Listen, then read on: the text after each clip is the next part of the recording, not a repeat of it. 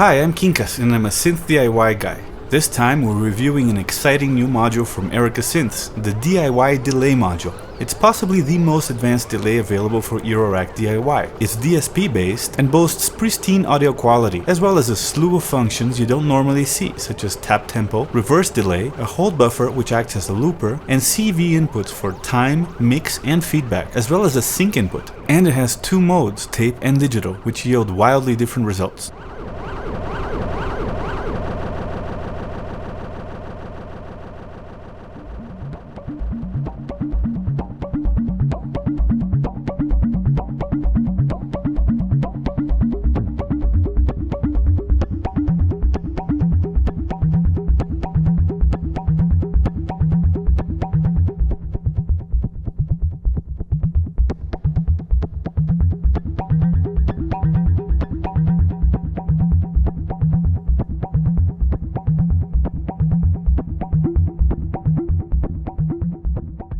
As usual, the kit comes with everything you need from the panel to the last resistor, but in this case you also get a digital board, which comes completely assembled and programmed. This board piggybacks on the control board, which is the one we actually have to build.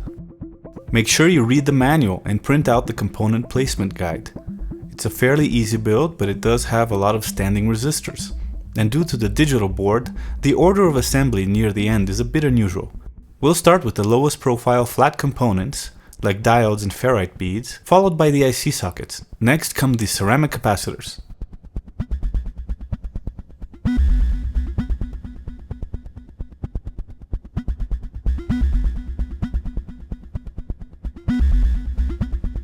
Now you can go ahead and place the standing resistors. Triple check the positions and values. This is where mistakes are prone to happen.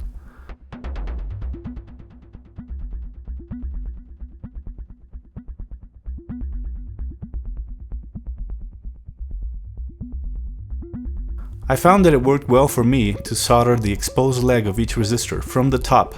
That way they were already fixed to their spots when I turned the board over. To solder the remaining leads, trim and touch up my work.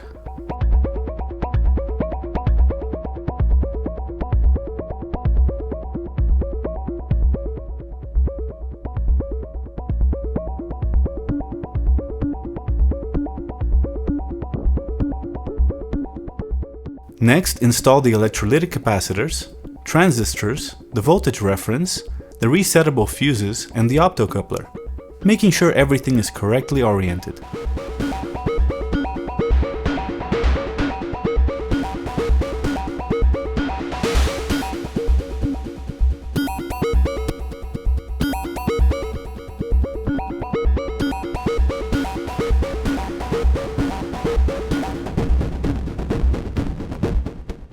Now turn over the PCB and place the jacks, pots, buttons, trim pots, and the switch.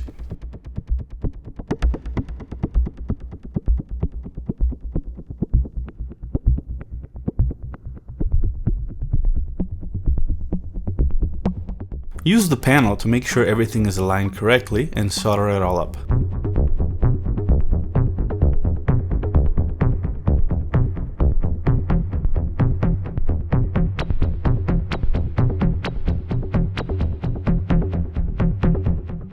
Attach the female headers to the male pins in the digital board, then insert them into the control board and solder them on.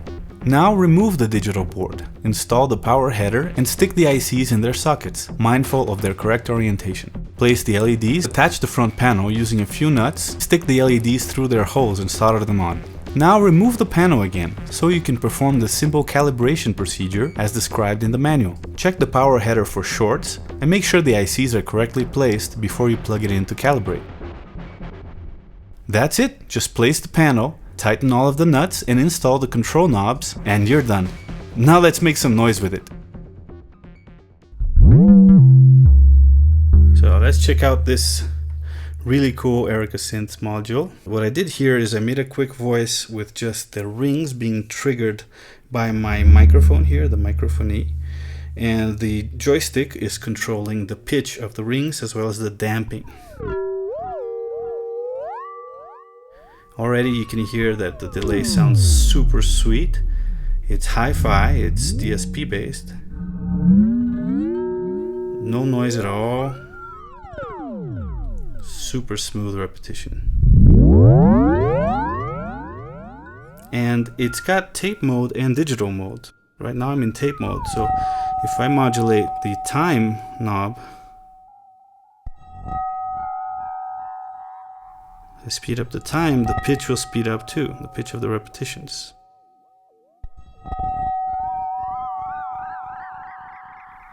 Just like it would happen on a tape machine. And the other way around too. It sounds super nice. You can even do a little piece with this instrument. So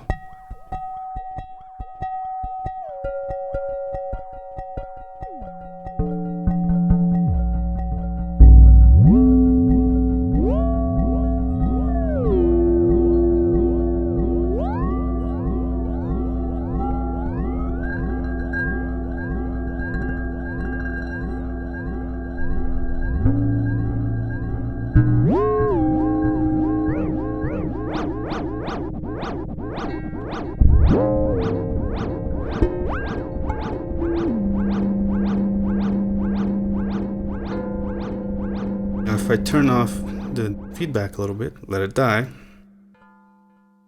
I can show you the digital mode, which is very interesting because it doesn't actually affect the pitch of the repetition. It'll just be faster or slower. I think it uses some kind of time compression expansion algorithm. So with the time in the same place, it doesn't really feel any different than tape mode. But when you start modulating the time,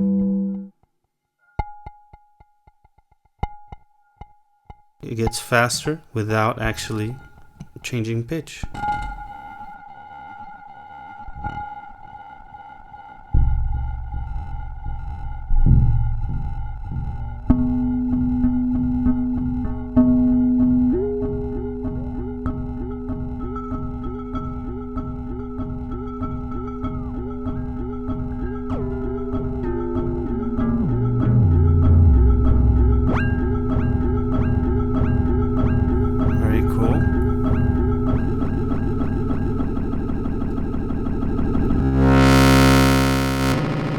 Self-oscillation in this mode sounds pretty different too. Sounds very digitally glitchy, almost sort of granular. Let's go back to tape mode. Now let me show you another one of its cool functions, which is the hold button. The hold button sets the internal buffer to just repeat itself, and it will only add more material when you press the add button. So let's hit hold. We'll hit add, we'll hit a little note here just to get a metronome.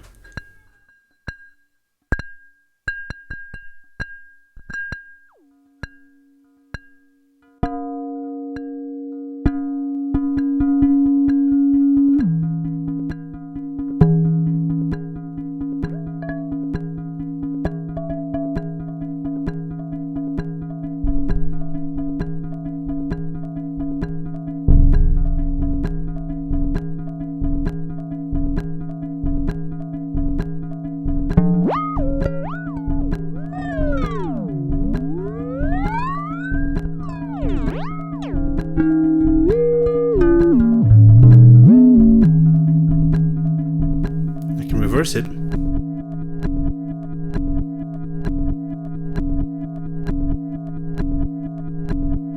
And something really cool happens when you turn the time wheel.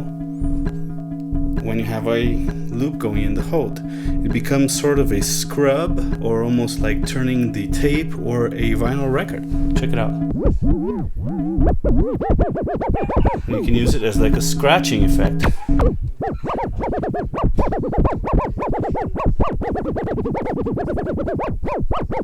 It's exactly like scratching a record or manipulating the tape. And when you let go of it for a second, it'll go right back into the loop. Let's add something else.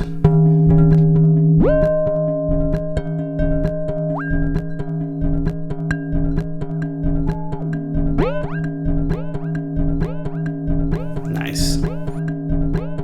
It's kind of a fast loop, a short loop.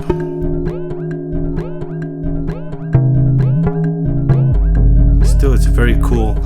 additional function to have.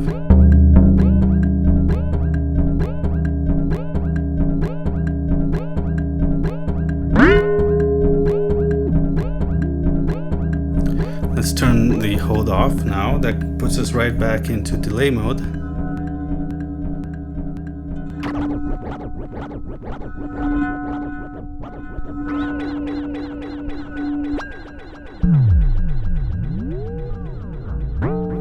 I can control the delay time too with the joystick.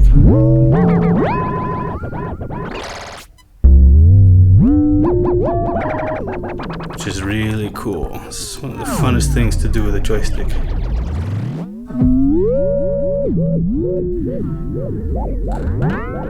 You do a long performance with just this one patch.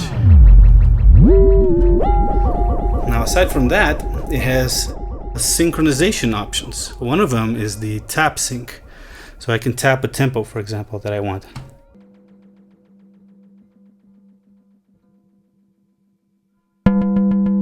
Tap something, you get a subdivision or multiplication of the tempo I just tapped.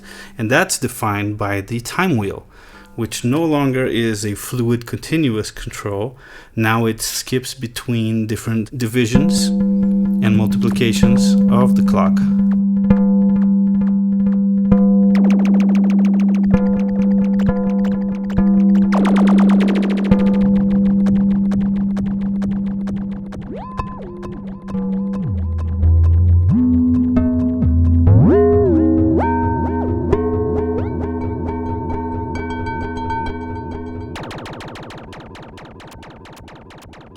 Now the other synchronization option you have is to actually send it a clock. It has a sync input right here. So I'm sending it the DFAM right now, and let's turn off our rings voice and turn on the DFAM and check it out.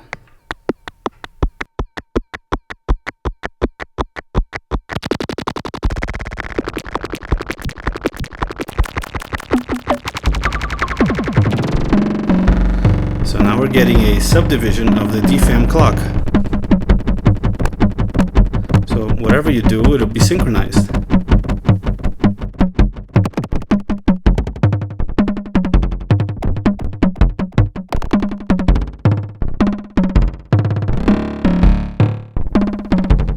And now I can take my joystick outputs and actually control the time CV and the feedback of the module. So now that'll control the subdivision that I'll get, as well as the amount of feedback.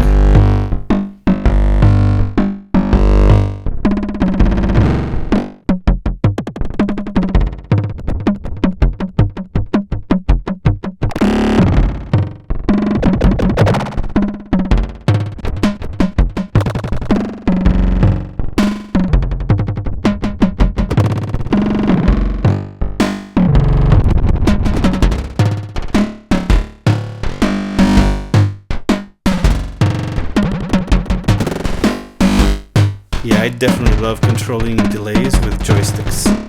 It's one of my favorite things to do.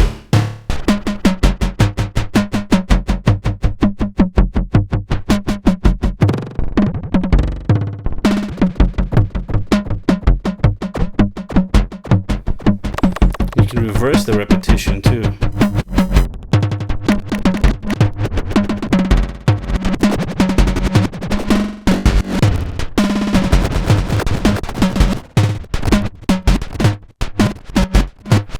Very cool effect, reverse delay.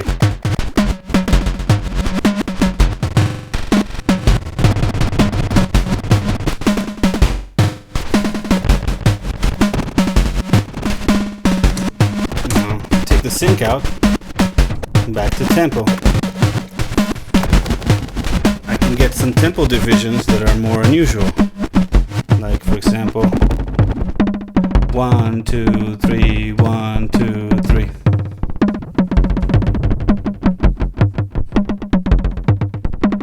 We're getting like triplety stuff now.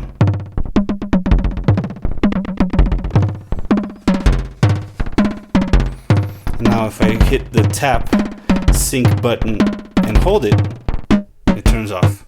And you're back to free time on the knob here.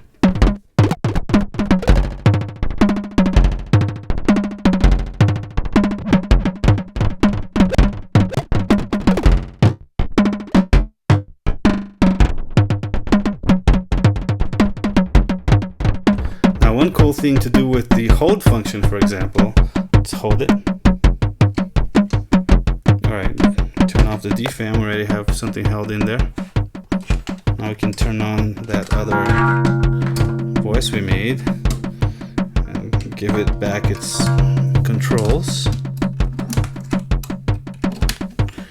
and layer other stuff in there.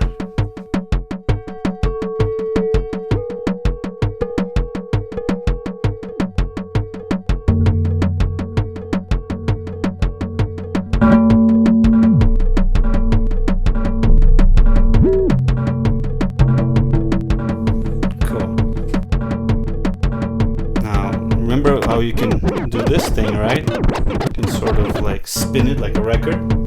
Well, you can do that externally using the time CV too. So if I stick a Rampage output into here, put it on loop, so it's like an LFO, you get this kind of thing.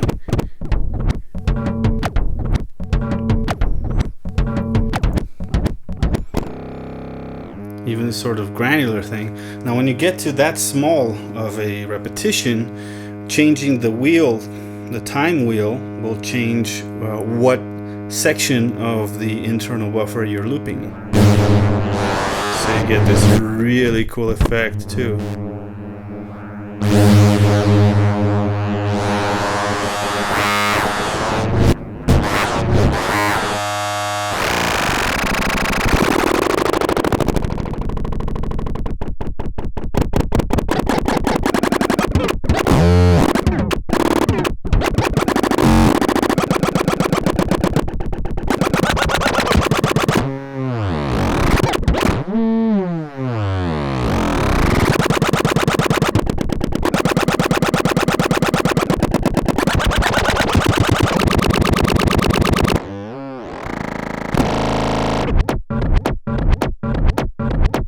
Glitchy rhythms, all sorts of things you can do.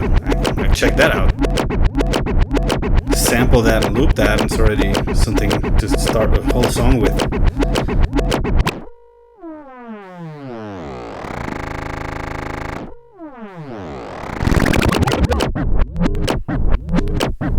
Another cool beat right there.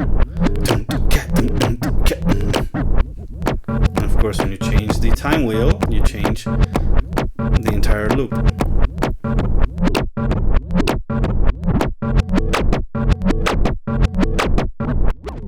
So I think that's all of the functions I wanted to go over. This is a really, really amazing module. I'm totally excited about it. It was pretty easy to build actually. Had it in a couple hours working in my rig.